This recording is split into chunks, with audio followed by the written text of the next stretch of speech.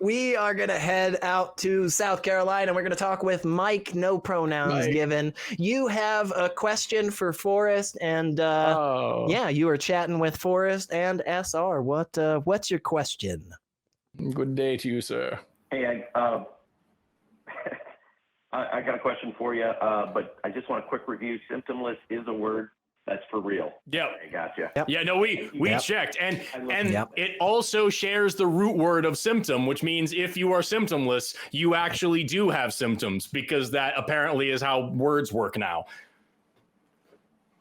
All right. And this is on you guys. I heard a Backstreet Boys song where they said fantastical, and I go, that's so stupid. That's a word too. Yeah, and funnily is a word, and I think that's a really weird word, but it is bizarre. A word. It is, right? But funnily enough, it's real. And, you know, what are you going to do? English is crazy. But what you got for us, Mike? Hey, I was going to ask you a question about the first caller, but I just caught part of it. But then, Mr. Secular Rarity, you brought up something. You said you were, I mean, in a minute or less, can you say why you were a Christian and now you're not? Can you just fill us in? Yeah, just like on my deconversion. Is that what you're asking? Yeah. I mean, briefly.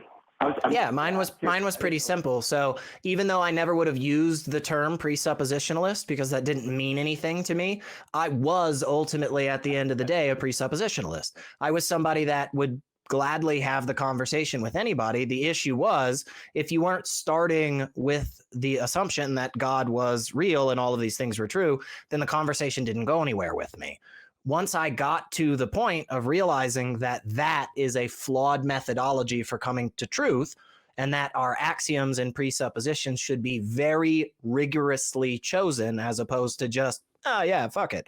Then that was when I stopped believing. So basically my whole life, it was like, well, yeah, of course God is real because yeah, of course God is real. And then when it was finally demonstrated to me that that line of thinking is not an effective way to come to right answers, I stopped thinking it. Mm. So you like grew up with it or something? Yeah, I was raised in Christianity, but my story is a little different. I chose to be a Christian at the age of 8. I made a very conscious choice.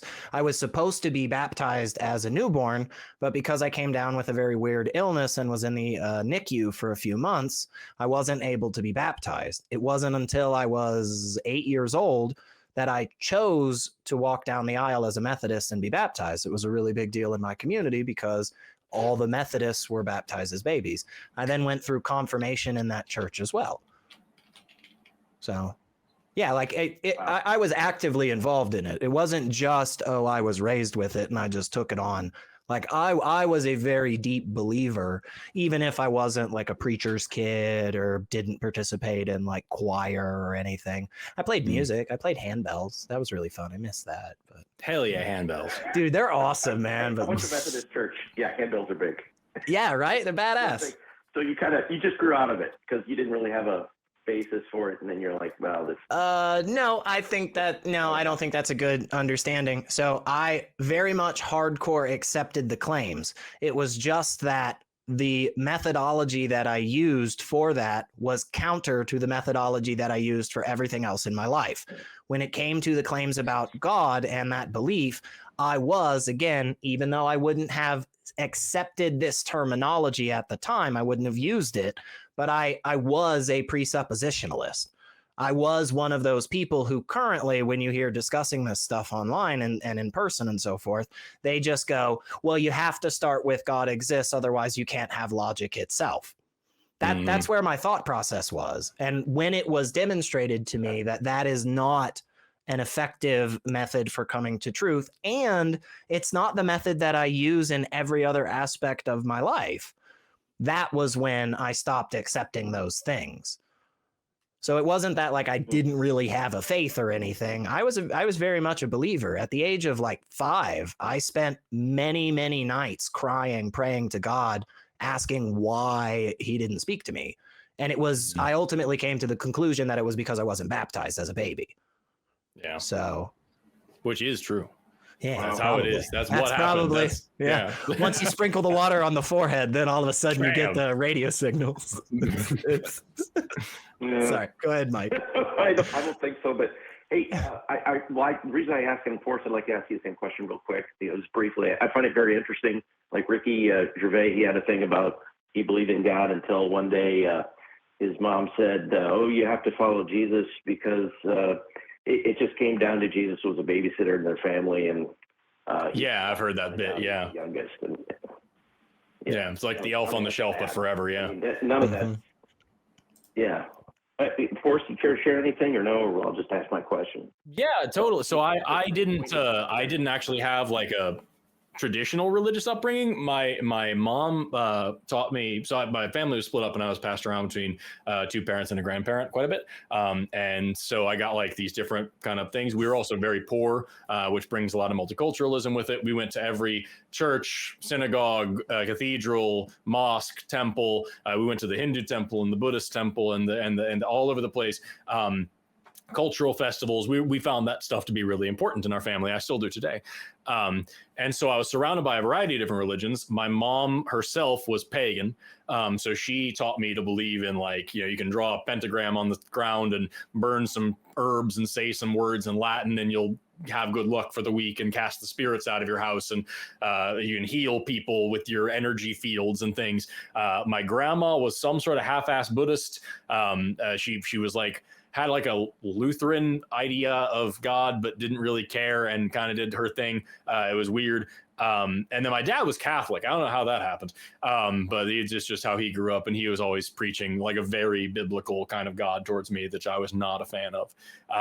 And so I had this kind of variety of religions as a kid. My grandma was an English teacher, so she would read the Bible, the Quran, the Bhagavad Gita, Norse mythology, Greek mythology, Egyptian mythology, Native American mythology. She would read all these things to me as a kid.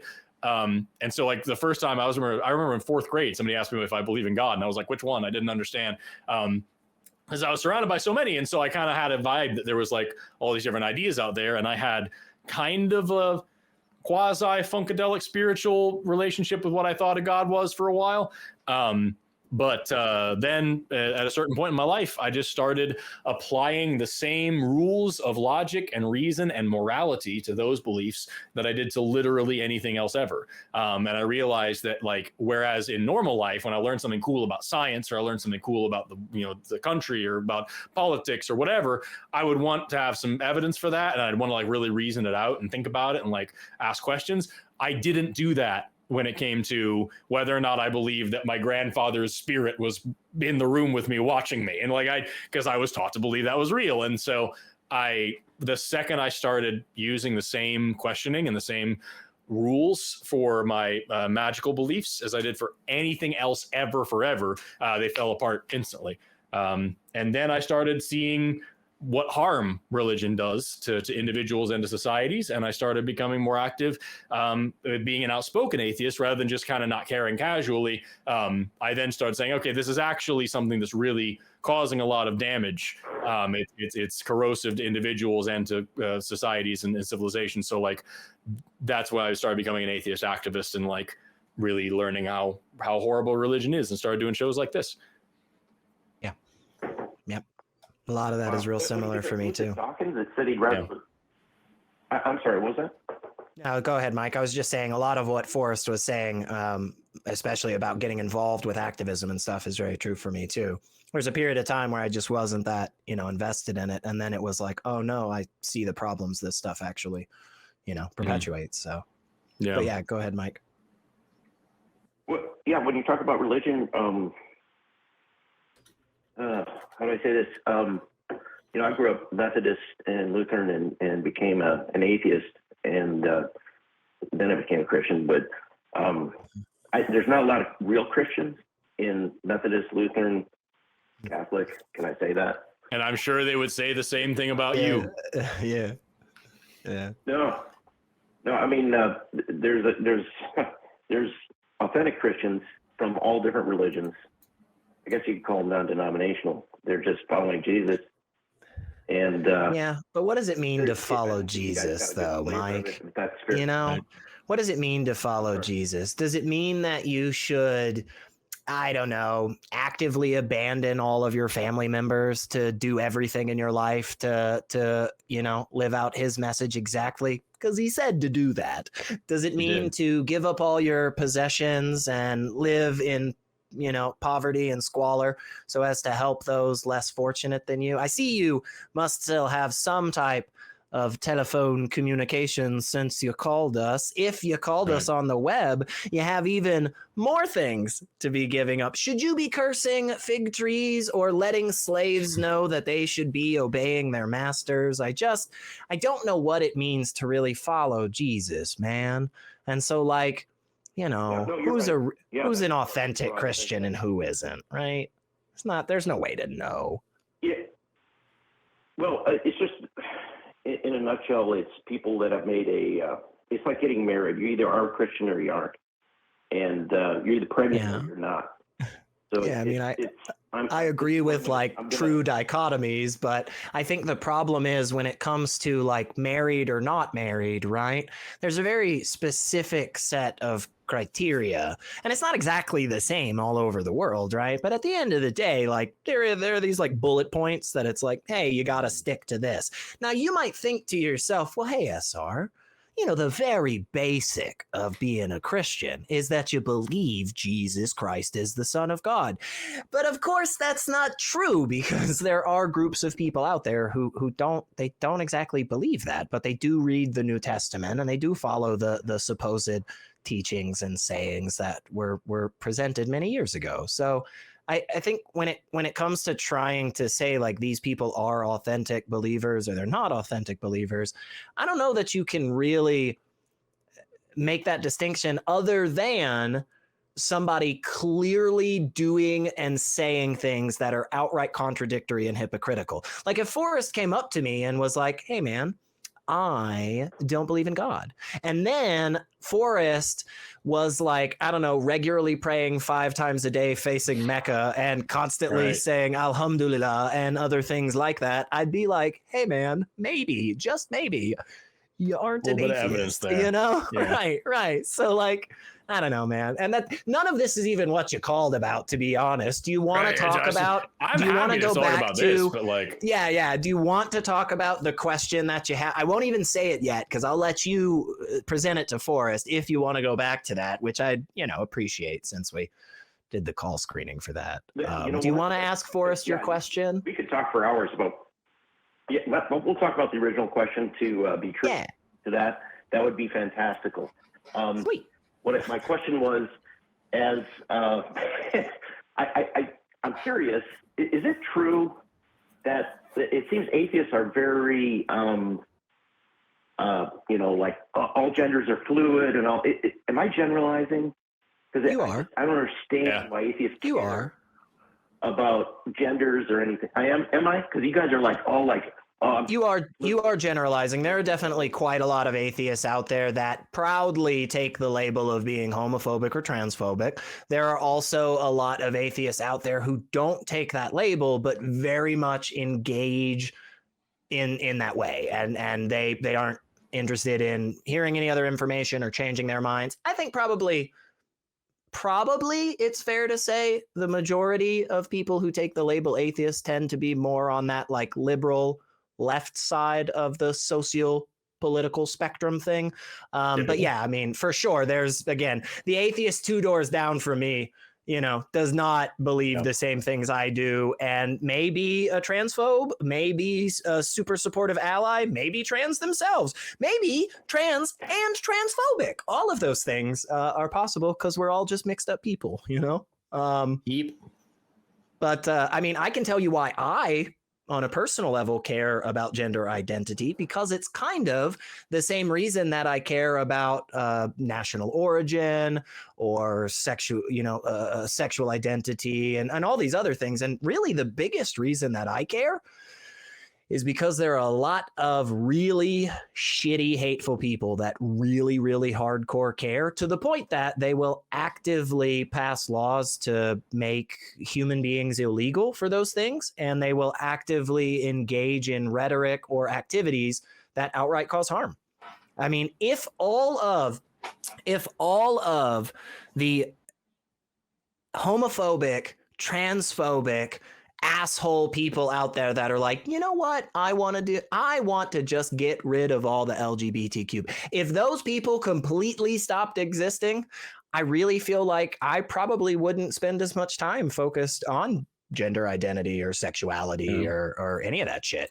Like, you know, can a trans woman run in a track and field event? Can she go to the bathroom? Can she go to the bathroom somewhere? Yeah, like funnily enough, that question's not really going to be a big deal if everybody's like, oh yeah, trans people are people, right? Like we're all cool with people are people, right? Everything's good, right? So yeah, that's kind of the big reason I care. If people stop giving a shit about trying to, you know, push their God down my throat, probably wouldn't talk about atheism as much either, just to be honest.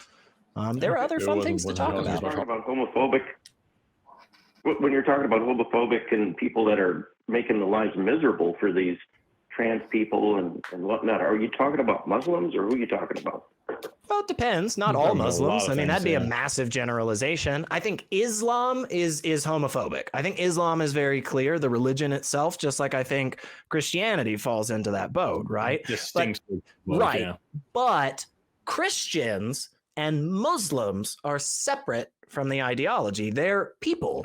And I really love the statement, and I definitely wasn't the first person to say it, but Muslims are better than Islam. Christians are better than Christianity. In fact, I would be willing to say probably 99% of the believers out there of any religion are better than their religion.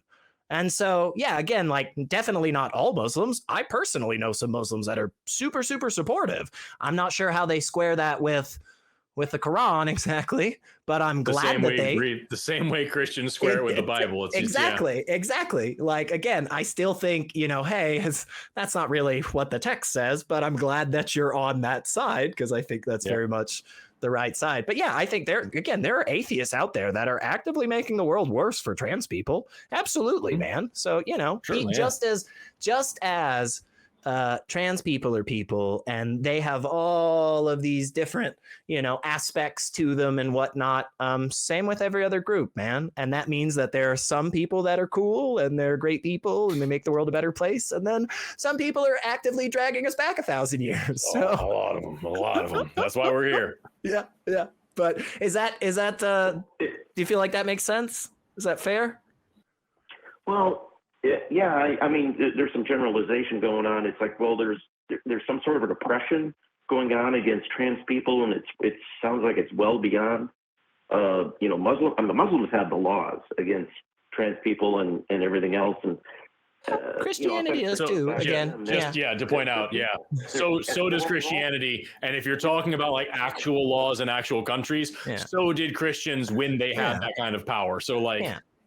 And again, you're not just Muslims doing it. There's a lot of stuff. There's a lot of different categories that are being, you know, lumped together. It's worth taking the time to separate those categories. Again, Muslims, right? Just Muslims in general versus Islam versus Muslims in a political position of authority to pass laws versus the individuals who are Muslims who enforce all of these different groups. It's important to separate them, right? Because they are different. And so again, like Muslims have laws.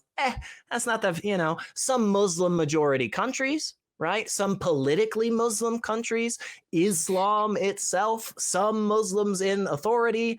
Absolutely. But again, like, you know, there's atheists that are just the same. There are Christians that are just the same. And at the end of the day, for me, whatever your identity is, whatever your belief is, or lack thereof, wherever you come from, if you are on the side of being like, I really care about gender identity so that I can be an asshole to those people, then I am not on your side. And I'm going to keep talking about gender identity until you are so fucking fed up with it that you just stop making lives worse for people, you know? Like, so I hope all of that answers. Forrest, did you have anything else you wanted to throw out, man? I think you hit everything there. It's the same reason why I'm not out here complaining about, like Jim Crow laws. It's because those have passed. I can talk about the effects of them. I can talk about like the historical scars of them. I can talk about the issues that people of color in this country still have today. That's really important. But that one particular issue is not something that I'm currently protesting, because that one particular issue isn't happening at this point. And so like, it's the same thing here with if trans people and intersex people and just LGBTQIA plus people in general all had the same rights and privileges and dignity that everybody else had, and there wasn't like this massive political movement to try to make life worse for just this one tiny part of the population because it doesn't fit into your bullshit a worldview that's been just slaughtering its way across the world for the past however many years. If that wasn't the case, I wouldn't be talking about it as much. I would talk about the history of it. I'd talk about the way that it still affects people today and like the scars of it. I'd talk about all that stuff's really important. But it's not the reason we care about it is because trans people are people, and they deserve to have somebody stick up for them. And if you or anybody else watching this, if you have a trans friend and you're not willing to go to the bat for them, if you're not willing to stick up for them, if you're not willing to advocate for them, if you're not willing to vote against politicians who are trying to hurt them and speak up against policies that are hurting them and fight for their rights to exist with dignity and compassion, if you're not doing all of those things, I would argue you don't have a trans friend. You just know a trans person. And there's a big fucking difference. And so like, that's what we're doing here, is that like, even if I didn't have people in my life that are trans that I cared about, I still care about people, and I want people to be treated with dignity and respect and have equal rights. It's like, that's what we're here for.